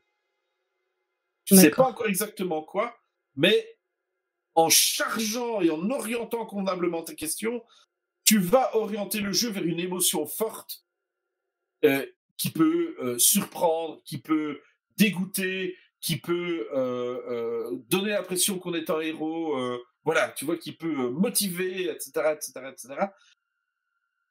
Et qui est souvent, tu sais, c'est souvent ces espèces de ressorts narratifs, de twist qu'on va trouver dans les scénarios classiques du commerce. Voilà. Et donc, en fait, quand tu as suffisamment d'expérience dans les jeux émergents et que tu acquiers cette procédure de noter des enjeux sous la forme de questions chargées et orientées, ben, tu arrives à des effets qui sont presque similaires à ceux d'un scénario préécrit. Presque. D'accord. Je veux dire, voilà. Est-ce que, je parlais surtout par rapport à moi, mon expérience quand je l'ai testé le jeu. Est-ce qu'il y a de la place pour faire du roleplay entre joueurs ou pas du tout? Parce que moi, je me souviens surtout d'une grande frustration parce en fait, on n'avait quasiment pas interagi les uns avec les autres et j'avais été très frustrée d'être trop guidée en fait dans les réactions par rapport à l'horreur. Alors, comme souvent, premièrement, dans le game design de Horrific, il y a des liens entre les PJ, comme dans tous les PBTA. Ces liens, c'est la base pour créer du roleplay, de l'interaction entre les PJ. Et en même temps, ces interactions, elles naissent dans la conversation, et donc elles dépendent de l'initiative des PJ. Alors bien sûr, l'horreur peut amener des éléments de mystère qui vont les amener à se questionner, etc. Mais si les joueuses autour de la table ont décidé d'être très résolution du mystère et, comment dire, avancer dans le mystère et pas être dans la contemplation qui permet de jouer les personnages, les PJ, etc., alors évidemment, tu vas pouvoir rencontrer cette frustration. Ça, je peux comprendre, mais normalement pas. Moi, j'ai ressenti surtout une course par rapport à l'horloge du temps qui faisait qu'on n'avait pas le temps, en fait. Alors, peut-être... Alors, ça, c'est vrai que ça existe. Moi, je le vis beaucoup quand je fais des démos en convention, parce que en convention, tu as un slot qui va durer 2h30, 3h. C'est rare d'avoir les 4 heures qui permettent de faire une partie d'Horrific vraiment à son aise, quoi. Horrific, d'ailleurs, c'est vrai, j'ai oublié de le dire depuis tantôt, mais Horrific est spécialisé dans le one-shot. On a un mode de jeu avec comment dire, en campagne, avec les trames, mais c'est pas une vraie campagne. Tu vas pas reprendre ton personnage. Normalement, les personnages sont mis de côté à la fin d'une partie de Horrific. S'ils ne sont pas morts, devenus fous ou isolés dans une grotte au fin fond du Tibet, tu peux les ramener grâce à des trames, mais normalement, tu ne les joues plus, quoi. Tu ne les joues plus en tant que PJ. Ça, c'est sûr et certain. Mais donc, si tu joues, comment dire, une partie démo en 3 heures, c'est clair que là, tu vas déjà avoir une grosse demi-heure de mise en place, et puis après ça, les premières scènes sont souvent un petit peu lentes, et donc à un moment donné, c'est vrai qu'il y a un peu moins la place pour le roleplay, parce que tu sais qu'en 2h30, 3 heures, tu dois avoir terminé tu dois avoir fait le tour de ton mystère, quoi. Et pour bien faire, et tu dois avoir atteint minuit, et tu dois avoir fait tes actions de descente et de climax sur les PJ, quoi. Ok. Donc ça, c'est vrai qu'en tant qu'obscurité, ça peut t'amener à un peu rusher le truc. Maintenant, si tu décides, on a bien le temps, et ce qui est important pour nous, c'est le roleplay, au lieu de jouer ta partie en 4 heures, tu peux la jouer en 6 heures, faire tout le roleplay que tu veux. Et de nouveau, c'est... Comment dire ? Ça dépend de la table de jeu. Et dans Horrific, avec Fred, on a vraiment mis tout ce qu'il fallait pour que les gens prennent le temps de roleplayer. C'est-à-dire, on a mis des liens qui sont des liens, à mon sens, qui sont vraiment intéressants parce qu'on les a vraiment repassés à la moulinette du haut potentiel ludique. Et en plus de ça, dans le pacte, qui est notre espèce de contrat social dans Horrific, dans le pacte de Horrific, il est bien dit que, comment dire, tout est mis en place pour que joueuse ait envie de roleplayer. C'est-à-dire, on dit bien qu'on s'appelle par le nom de son personnage, on rebondit sur ce que les autres font, on joue son personnage en fonction de son caractère, de son occupation et de ses liens. Mais tu vois, voilà, on a tout dit. Maintenant, alors, on est d'accord qu'aujourd'hui, c'est pas la version à laquelle tu as joué il y a 3 ans. Hein, ça, Oui. mais il y avait déjà des liens. Ils n'étaient pas tous aussi... ils n'étaient pas tous aussi ciselés et nickel qu'ils le sont aujourd'hui, mais bon, il y avait déjà des liens intéressants à l'époque, et donc voilà. Je pense qu'on était aussi un peu perdus parce que du coup c'était mon premier PBTA hein. Et je pense que pour beaucoup sur la table aussi. Donc peut-être que ça venait de nous aussi. Hein. Ouais, enfin voilà, c'est. On verra bien quand on jouera. Voilà. Oui, tout à fait. Est-ce qu'il y a possibilité de s'arrêter si on veut à 6h et de reprendre la partie un autre jour pour terminer 6h minuit? C'est justement sans pour éviter ce rush. Donc ça m'est déjà arrivé plusieurs fois de faire des parties en 2 fois, et il m'est même arrivé une fois de faire une partie en 3 fois. Mais on avait dû s'arrêter. On venait de passer minuit et on a dû s'arrêter parce que une des joueuses autour de la table ne se sentait pas bien, et en effet le lendemain elle était au lit avec 42 fièvres. Donc voilà, bon là, je veux dire, voilà, c'est un peu des circonstances exceptionnelles. Mais oui, il n'y a pas de problème. Pourquoi est-ce qu'il n'y a pas de problème? Parce que, en tant qu'obscurité, comme tu as bien noté, toutes tes étrangetés, comme tu as bien noté tes hypothèses, et ton matériel de jeu, normalement, il est là où il est autour de ta table, tu le ranges, et puis tu le ressors la fois d'après. Bon, voilà. Faut pas que tu aies une deuxième partie qui s'intercale entre la première et la deuxième. Ça pourrait être un même bon, c'est plutôt rare, quoi. Est-ce que tu as des choses à rajouter sur la façon de jouer ou la mécanique, ou on a fait le tour? Alors, par rapport à la mécanique, il y aurait encore plein de choses à dire, ne fût-ce qu'autour des points d'angoisse, etc. Mais je vois que l'heure tourne, je suis bavard comme d'habitude. Et il y a plein d'autres vidéos, dont des vidéos de présentation que je t'ai mis en lien, dans lesquelles on parle de l'horloge de l'obscurité et des points d'angoisse en long et en large. Et donc ceux qui ont envie de connaître un peu plus ces mécaniques-là, je vais les référer à cette vidéo-là pour qu'on puisse avancer.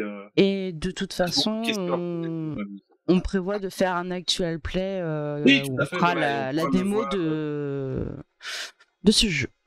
On va passer sur l'actu du jeu. Où est-ce qu'on peut le trouver en ce moment, ton jeu? Donc en ce moment, on peut le trouver sur mon site, acritarch.com. Ouais, et superbe boîte. Ah, elle est toute floue évidemment parce que la caméra ne repère pas le... Voilà. Ouais, pareil, non, elle est de nouveau toute floue, mais c'est pas grave. Mon Dieu. Donc, on va pouvoir le retrouver prochainement chez Philibert parce qu'ils viennent de me recommander une boîte de 8. Comment dire alors, il est aussi disponible à la boutique de Lyon, enfin, Villeurbanne pour être exact, Les Mondes en Jeu. Il est disponible dans 3 boutiques en Belgique. D'accord. Si vous avez une boutique de jeux de rôle et que vous êtes intéressé par avoir des horrifiques dans votre boutique, vous n'hésitez pas, vous pouvez me contacter. Comment dire j'ai beaucoup râlé parce qu'on n'a pas été très très fort suivi par les boutiques pendant la campagne de horrifique. Mais ça va, j'ai craché ma Valda, maintenant je râle plus. Est-ce qu'on peut l'acheter en ligne? Oui, sur mon site. Voilà. Sur PayPal et hop en avant. Et si jamais vous voulez vraiment pas PayPal, vous m'envoyez un mail et je vous envoie mon RIB et il n'y a pas de problème, on peut faire ça par virement bancaire. La seule chose, c'est que comme je suis en Belgique, on est sorti de l'âge de la pierre en termes de services bancaires et donc on n'accepte plus les chèques. Il y a encore des gens qui payent par chèque. Ok. Tu sais que j'ai un chèque que je n'ai jamais encaissé et qui date de, je pense, ma 2e participation à Octogone. Voilà, c'est chaque fois qu'on va en France dans les Vosges, je le prends avec et j'oublie de passer à la banque l'encaisser. Enfin voilà, c'est dire à quel point je suis distrait. Je crois qu'ils ont une date c'est une date de péremption, ça. C'est vrai? Je Attention. crois pas, non? Je Si? crois que si. C'est pas grave. On verra ça plus tard. Voilà. En tout cas, est-ce qu'il y a, t'as prévu, il y a d'autres choses qui sont prévues autour d'Horrifique Alors, prochainement? on vient de terminer la Game Jam, donc un des paliers qui a été débloqué pendant le financement participatif, c'était le mode de jeu autre temps. Donc, Horrifique est prévu pour jouer dans le canon Lovecraftien, donc entre 1870 et 1930, dans des contrées anglo-saxonnes. Et donc là, on a comment dire, on a créé avec Fred un autre temps qui permet de jouer dans d'autres lieux, dans d'autres temps. Et donc maintenant, si vous avez envie de jouer Horrifique dans la préhistoire, dans le futur lointain, d'un méga empire interstellaire, ou de vous faire un remake de Alien à la sauce Lovecraft, maintenant, tout ça c'est possible grâce à Autre Temps. Et donc, suite à ça, on a lancé une Game Jam pour demander à la communauté de créer comme ça des espèces de petits spots d'autres temps. Et on en a, il y en a eu 15 qui ont été produits pendant cette Game Jam-là. C'est pas mal. Plus celui que moi j'avais créé pour montrer l'exemple. Et donc voilà, et donc le gagnant a gagné une boîte de Horrifique pour sa bibliothèque ou ludothèque publique préférée. Donc l'idée c'était de ne pas offrir quelque chose au gagnant, mais que le gagnant décide autour de chez lui d'aimer la bonne parole de Horrifique. Et puis on voit de plus en plus de jeux de rôle dans les bibliothèques ou les ludothèques publiques. Je trouve que c'est une bonne chose, et donc Fred et moi, ça nous plaisait bien de se dire on participe à ça, quoi. Voilà. Ça fait plaisir. Et du coup, ce sera édité, publié ou... Oui, donc on a reçu les propositions. On est en train de travailler dessus avec Fred et Phil Marichal, donc, qui étaient les membres du jury avec moi pour cette Game Jam. Et on est en train de travailler dessus de manière à pouvoir les sortir en PDF mis à disposition de la communauté sur notre Discord. Voilà. D'accord, ce sera que en PDF. Oui, tout à fait. Oui. Ok. Est-ce que y a prochainement des événements prévus pour promouvoir le jeu? C'est quoi le planning? Alors, je sais bien que je dois faire un actual play chez toi. Oui. Mais ça, je te laisserai l'annoncer parce que tu connais mieux les tenants et les aboutissants que moi. Oui. Alors, pour le moment, on a un kit démo qui est disponible sur mon site internet, sur acritage.com. D'ailleurs, le lien est quelque part, je te l'avais envoyé. Ouais, sur la page de téléchargement sur acritage.com. Et donc, ce kit démo, je vais l'envoyer au fixe de manière à ce qu'il passe dans un lundi, c'est gratuit. Ouais. Et alors, je vais aussi l'envoyer à moult influenceurs, influenceuses, actual playeuses et autres personnalités de l'internet, de manière à voir est-ce qu'il y en a que ça intéresse de faire des choses avec ou pas. Voilà. Ok. Et je pensais surtout en termes de convention, salon. Alors, convention, je serai aux Aventuriers de la Cité Ardente le dernier week-end de septembre, et la semaine d'après, c'est-à-dire le premier week-end d'octobre, je serai à Octogone avec Fred, et on va maîtriser du Horrifique tout le week-end. Toi aussi, tu y seras, voilà. Et plein d'autres gens, il y a plein d'autres gens sympas. Oui. Octogone, toujours très très chouette. Ça va Mais être la folie. Pour le moment, pour des raisons personnelles et familiales, je prévois pas de convention. Voilà. Okay. J'aimerais bien faire au moins une convention par mois quelque part en France, en Navarre ou ailleurs, mais c'est pas possible avec la vie que je mène. Voilà. Ah là là, bah oui. Déjà, j'ai 2 week-ends par mois qui sont pris. Donc les 2 autres, je les consacre à ma famille. J'ai pas fait 5 enfants pour les abandonner le week-end à la maison, quoi. Déjà que je suis tout le temps dans mon bureau et pas assez en bas, quoi. Voilà. Ah là là, faut les faire jouer. Oui, tout à fait, oui. Ouais, les jumeaux, ils ont que 10 ans, mais tous les autres ont déjà joué Horrifique, oui. Ah ah. On va les plus Donc grands vont mon pouvoir grand commencer à Nadège, écrire. 20 ans, et puis mes 2 ados de 15 et 13 ans, ils ont déjà tous joué à Horrific. Enfin, ouais, tous mes enfants ont déjà fait du jeu de rôle avec moi, hein, je veux dire. Ça aurait été étonnant. Et ça aurait été autrement, oui, tout à fait. Est-ce qu'il y a d'autres projets de jeux de rôle en cours de développement en dehors Oui, d'Horrific? là, mais... Est-ce que tu peux nous en parler? Ou de quoi est-ce que je peux vous parler? un petit peu de teasing? Oui, alors, ce que je peux teaser, c'est que je vais prochainement relancer le travail avec Mathieu Mazzoni, donc de la chaîne Jeux de Rôle Lab, et qui a fait le montage du teaser de Horrific, parce qu'il a créé un PBTA autour de genre, comment dire, les aventures du baron Munchausen, Alice au pays des merveilles, Gulliver, et ce genre de choses, quoi. D'accord. Qui avait été plus actuel et qui était bien. Voilà. Et donc, comment dire, ça s'appelle Aventure en pays fantastique. Et donc voilà, on doit travailler dessus. Je sais pas si je vais faire autant de travail que ce qu'on a fait sur Horrific ou pas. Donc, j'avais invité Mathieu à venir présenter le jeu à une convention en Belgique qui s'appelle Trolls et légendes. Et bon, on a discuté un petit peu de ce qu'on pouvait faire avec le jeu. Et donc voilà. Je dois reprendre contact avec lui. La balle est de mon côté. Mais pour le moment, je suis en train de terminer de sortir le jeu du destin qui a été financé avec Impitoyable Bourgade. Donc Impitoyable Bourgade, c'est le super supplément. Hop, attends, où est-ce que tu es, toi, là?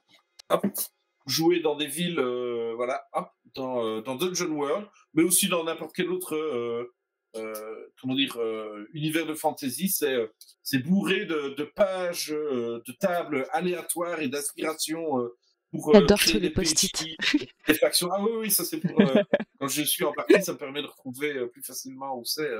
J'ai pareil avec le grand frère qui s'appelle En Terre Sauvage. Donc ça, c'est un bouquin de Jason Lutz que j'ai traduit et édité avec Design by Macintosh. Et celui-là, ça c'est moi qui l'ai écrit. Voilà. Je suis édité, mais bon. Voilà. Donc avec ça arrivent des jeux du destin. Donc le jeu du destin, c'est des petites cartes comme ceci. Et donc avec une illustration, et puis de l'autre côté, des impressions qui permettent de décrire l'événement, le personnage, le lieu, quoi que ce soit. Et puis alors ici, une description pour faire jouer la carte. Et en rouge ici, tu as des enjeux, hein, comme j'expliquais tantôt, à savoir écrire des enjeux. Mais ici, ils sont déjà écrits et qui permettent au maître de jeu de savoir ce qu'il y a d'intéressant à faire avec cette carte-là, et puis de se dire, ah ben tiens, quand j'ai répondu à mes enjeux sur cette carte, ou en tout cas certains des enjeux de cette carte, eh bien, je sais que je suis arrivé au bout de cette carte. Donc, chacune de ces cartes, c'est une découverte et ou un danger.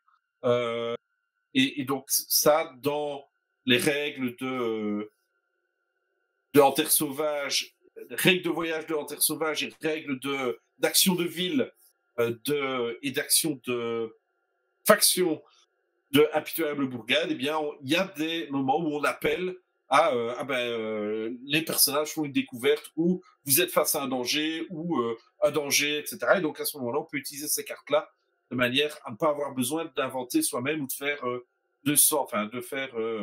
5 ou 6 lancers de dés sur des tables de manière à le faire. Et alors, en plus, ces cartes-là, elles ont comment dire,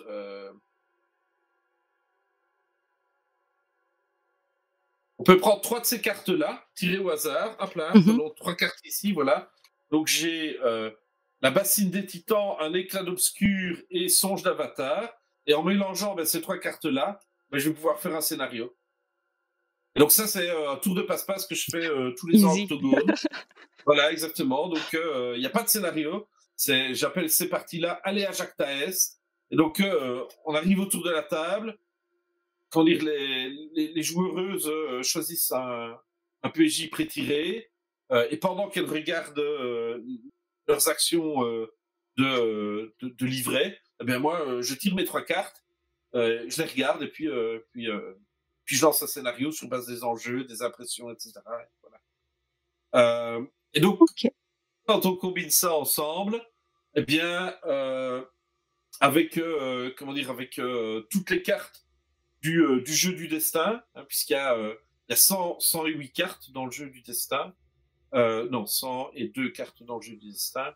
Eh bien, quand on combine comme ça avec 3 cartes, on a 1 million de scénarios disponibles. Avec un jeu du destin à 50 balles, quoi. Il y a de quoi faire. Et avec un deuxième jeu du destin qui va arriver, celui qui est plus orienté vers les villes, etc., et qui sera le jeu du destin de la pitoyable bourgade, eh bien là, comme on passe à 200 cartes, en tirant 3 cartes, si on mélange les deux jeux ensemble, on arrive à 8 millions de scénarios possibles. 100 balles. Ok, bon, bah, on n'est pas prêt d'arrêter de jouer, quoi.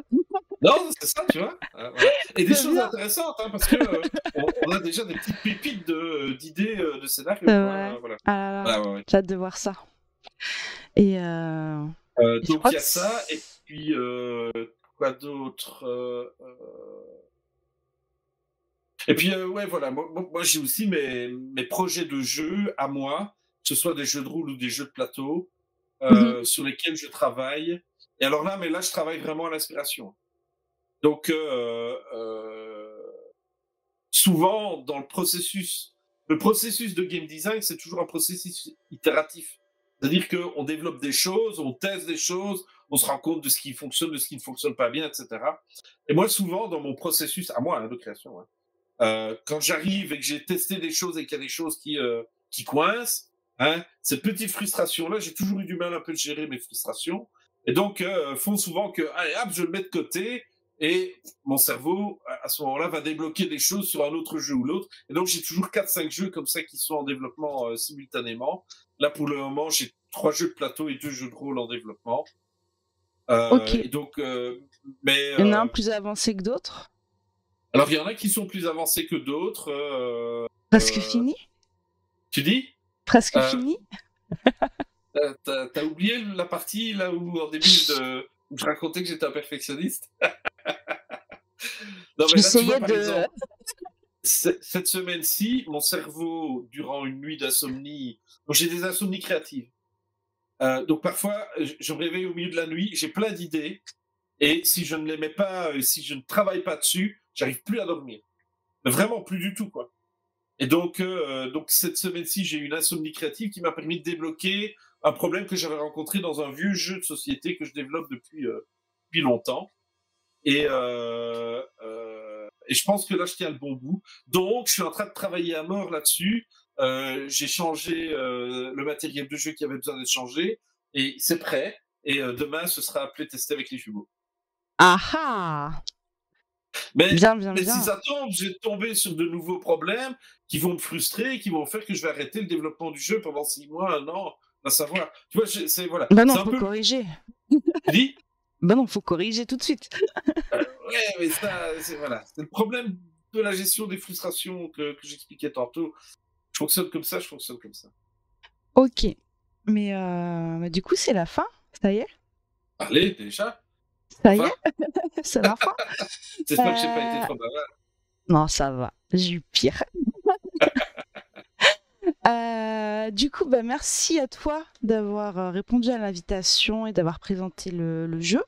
Merci au chat d'avoir été là sur ce soir. Et merci pour tous les abonnements cadeaux. On se retrouve quand? On se retrouve bien lundi prochain avec les lapins marteaux pour parler de Monster Hearts. Donc PBTA encore et toujours, fabuleux. On se retrouve le 26 avec l'actuel play de Monster Hearts avec Guillaume Jantet en MJ et un casting de fou trop bien. Et le vendredi, ce sera une nouvelle interview d'Is c'est quoi ton jeu sur Imperator. Du beau programme la semaine prochaine, je vais pas beaucoup dormir. On dirait bien, ouais, et d'ici là, comme vous avez pu le voir, j'ai le jeu encore sous blister, là, enfin, sous plastique. Et je compte faire une petite vidéo unboxing dès que possible. Voilà, donc maintenant, tu connais à peu près tout du jeu, donc... c'est ça, je pense que je comprendrai mieux ce que je vais trouver dedans. Tu vas voir, ouais, tout à fait. C'est cool. En tout cas, merci à tout le monde, et puis on se retrouve lundi Plein de bisous. Bonne soirée à tous. Ciao, ciao, bonne soirée tout le monde.